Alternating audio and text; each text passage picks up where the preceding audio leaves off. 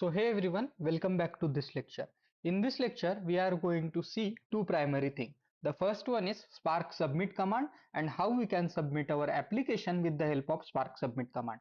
And the second thing we are going to see is Spark Shell and how we can run some interactive queries or interactive ad hoc analysis with the help of Spark Shell. So let's start it without wasting any time. So this is the application that we are created in last few lectures, and if you want to know how exactly this application work and how exactly all things in the Spark works, okay, so you can refer the previous lectures. So please feel free to check the playlist and refer the previous few lectures, so you will get the in-depth idea of this Spark application exactly. So I'm not going to the in-depth of this application. Here I have just created a Python file and I have put all the code of the our application in previous lecture that we saw in a main function, and I am executing that main function. It is just the simple thing. So let's see how we can run the Spark submit. Okay, so here this is my directory. Okay, so I'm going to open my command line or command prompt or whatever the shell you use in your application. It might be PowerShell, command prompt, bash, etc., depending on your environment.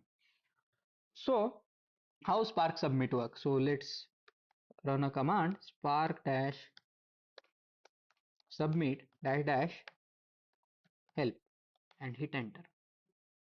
So you can see here you will get all the options that are related to the Spark submit command, and you can provide all the configurations with the help of Spark submit commands.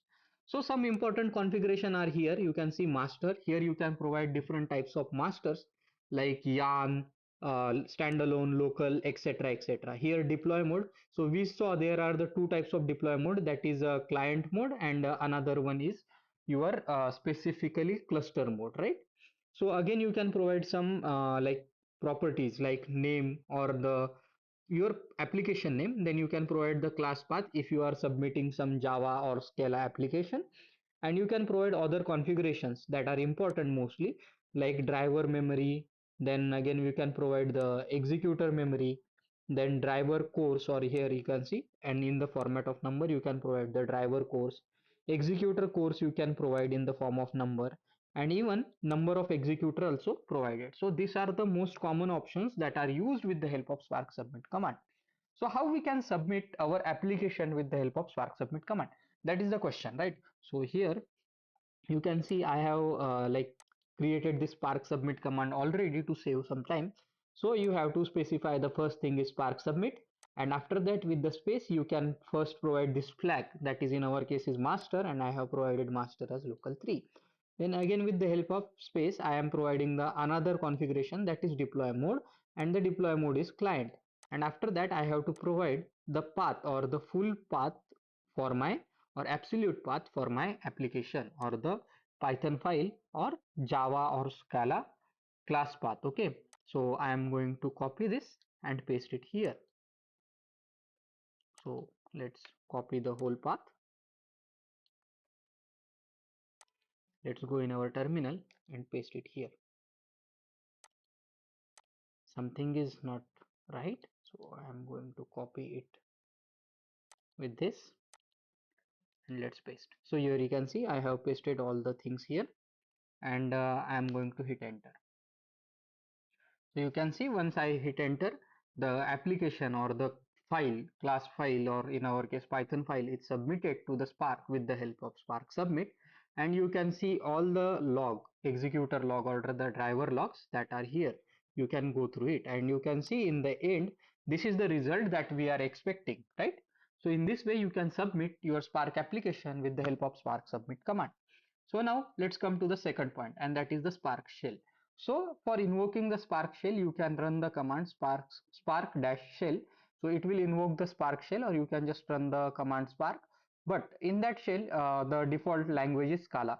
If you want to open the PySpark shell, then you can just simply use the command PySpark, and here it will invoke your PySpark interactive shell. So you can see all the configurations and Spark version and everything is mentioned here. So we are using Spark 3.2.1 and this is our Spark shell or interactive shell.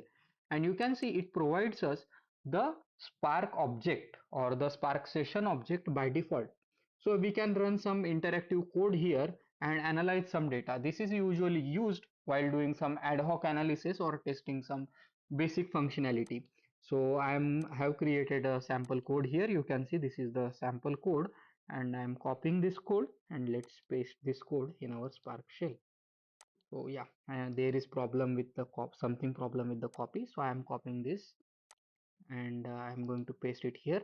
So you can see this is the code, and in this code it's nothing but a simple code. You can see here I have a data list which contains the tuple that contains the ID, the name, department, and salary of the employee, and you can see here are the columns.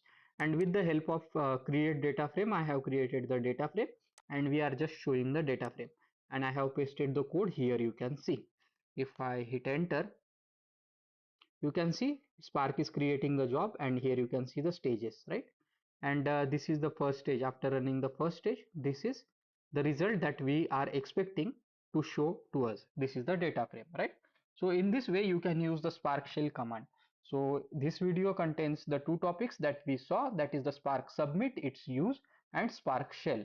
If you have any questions or queries related to the Spark submit, Spark shell, or any topics that we covered previously, then feel free to ask the questions in the comment section below. I will see you in the next lecture. Till then, keep learning, keep growing.